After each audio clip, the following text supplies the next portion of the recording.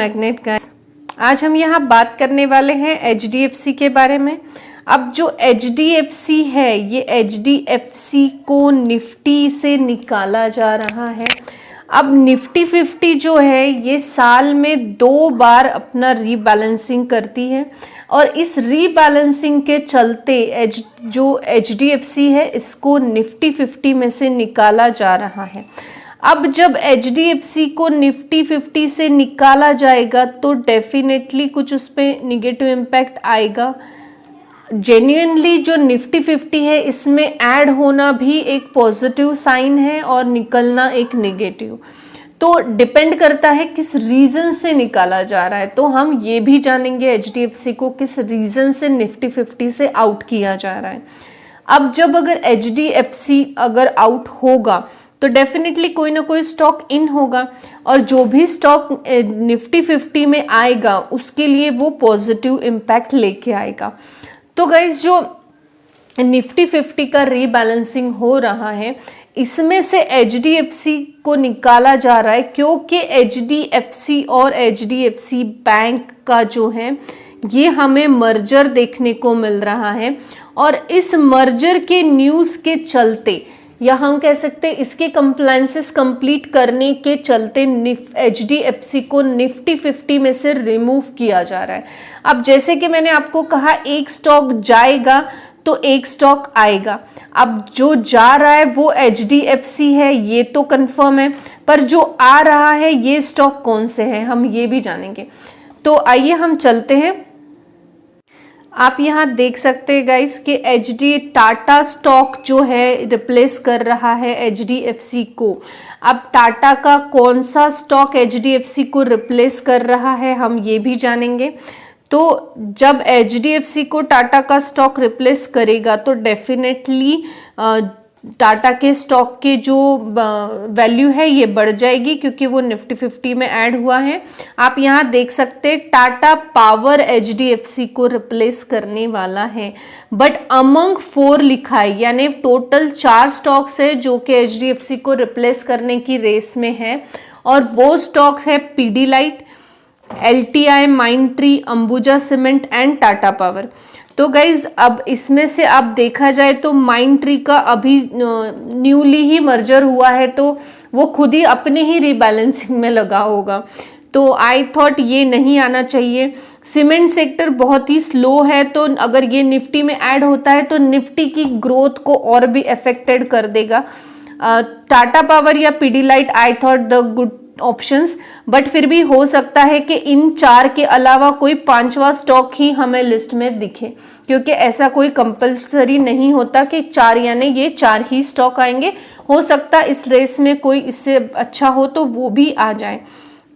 इसके अलावा अगर हम इसमें इस आर्टिकल में आगे देखें कि कौन सी न्यूज़ हमारे काम की है, और तो गाइज इस आर्टिकल में ये एक बहुत इम्पॉर्टेंट चीज़ यहाँ पे देखने को मिल रही है कि जो एवेन्यू सुपरमार्केट है और इसके अलावा अदानी ग्रीन है या अदानी ट्रांसमिशन है, ये वाले स्टॉक्स भी ऐड हो सकते हैं, ये भी बहुत अच्छे हैं, बट ये एफएनक्यू सेगमेंट के स्टॉक्स होने की वजह से ये इंडेक्स में ऐड नहीं हो रहे हैं।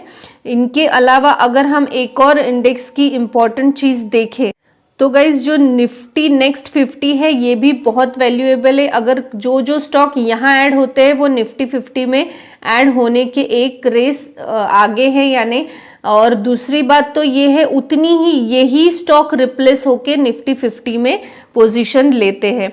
तो निफ्टी नेक्स्ट 50 में कौन से स्टॉक्स ऐड होने वाले, तो गाइज आप यहाँ देख सकते हैं निफ्टी नेक्स्ट 50 में also known as a junior Nifty, इसमें भी कुछ कैंडिडेट हैं जैसे कि अदानी पावर है, वरुण ब्रेवरेज है, एबीबी है, पेज इंडस्ट्री है, अदानी विल्मार है, टीवीएस मोटर है।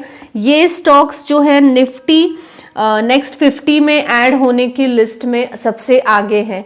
तो जैसे कि हमने यहाँ पे देखा निफ्टी 50 की रेस में ऐड होने की, यानी निफ्टी में ऐड होने की रेस में टाटा पावर, पीडीलाइट और अंबुजा सीमेंट जैसे स्टॉक्स है। और इनके अलावा जो बाहर जा रहा है वो है HDFC। अब HDFC बाहर जा रहा है, दैट डजंट मीन कि वो खराब स्टॉक है, वो अपने मर्जर के लिए जा रहा है, यानी HDFC और लिमिटेड और HDFC बैंक का मर्जर होने के बाद सिर्फ HDFC बैंक नाम से हमें एक ही स्टॉक लिस्टेड दिखेगा। अब यहाँ पे जो मेन सवाल आ रहा है वो ये है कि जब HDFC निकल जाएगा निफ्टी से, तो क्या निफ्टी से निकलने की बाद में HDFC वापस निफ्टी 50 में ऐड हो सकता है? तो गाइज बिल्कुल हो सकता है, और वो जो स्टॉक्स को रिप्लेस कर रहा है वो किसी को भी रिप्लेस करके वापस ऐड हो सकता है। इसके अलावा जो स्टॉक अभी ऐड हो रहे हैं जैसे कि टाटा पावर है, टाटा पावर हो रहा है, पीडीलाइट हो सकता है, या उसके अलावा अंबुजा सीमेंट हो सकता है, या फिर L&T माइंडट्री भी हो सकता है। तो ये स्टॉक्स को क्या बेनिफिट होगा? तो जी हाँ, इनमें से जो भी स्टॉक निफ्टी 50 को रिप्लेस कर देगा वो स्टॉक को पॉजिटिव इफेक्ट देखने को डेफिनेटली मिलेगा। पर जो स्टॉक निफ्टी 50 में HDFC को रिप्लेस कर देगा उसको डेफिनेटली बेनिफिट देखने को मिलेगा। और HDFC को हम HDFC बैंक को या HDFC को कोई निगेटिव इम्पैक्ट देखने को नहीं मिलेगा, क्योंकि निफ्टी 50 में से रिमूव करने का रीजन मर्जर है, और मर्जर के चलते ये वहां से रिप्लेस हो रहा है। कोई और इसका जो है रिप्लेसमेंट का जो न्यूज़ है इसमें नहीं है। अब एक और जो स्टॉक है वो है BPCL। अब BPCL का जो परफॉर्मेंस है निफ्टी में बहुत ही बुरा है, जिसके चलते हम कह सकते हैं कि BPCL के चलते निफ्टी पे भी हमें निगेटिव इम्पैक्ट देखने को मिलता है। अब निफ्टी 50 में ऐड है, इसका मतलब ऐसा नहीं है कि स्टॉक बहुत अच्छा है, तो ये स्टॉक भी रिप्लेस हो सकता है। और अगर ये स्टॉक रिप्लेस हुआ तो डेफिनेटली दो जो है रीबैलेंसिंग में स्टॉक रिप्लेस होंगे, यानी रीबैलेंसिंग निफ्टी 50 की होंगी, उसमें से दो स्टॉक रिप्लेस किए जाएंगे। एक तो HDFC है और दूसरा BPCL है। अब अगर ये दो स्टॉक निफ्टी 50 से निकलेंगे तो दो स्टॉक ऐड होंगे। अब वो दो स्टॉक जो लिस्ट दी है उनमें से भी दो हो सकते या कोई नया नाम भी हो सकता। अब BPCL जो निफ्टी 50 में से रिमूव होना चाहिए, तो हम देख ही सकते हैं निफ्टी 50 कॉन्ट्रीब्यूशन इसका है, और जिसके चलते जो निफ्टी 50 है ये भी इसका परफॉर्मेंस भी पुअर देखने को मिल रहा है। तो जितने PSU मैं तो कहती हूँ सभी को उसमें से निकाल दो, क्योंकि PSU के हम कोई खास ऐसे परफॉर्मेंस हमें दिखते नहीं हैं। तो गाइज ओवरऑल अगर हम बात करें तो जो HDFC कर रहा है टाटा पावर, पीडीलाइट, अंबुजा सीमेंट या L&T Mindtree.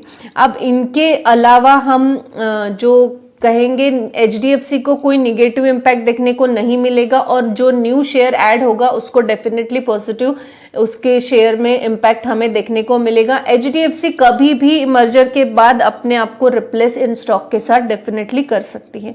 I hope guys आपको इन्फॉर्मेशन इन्फॉर्मेटिव लगी होगी। Thanks for watching.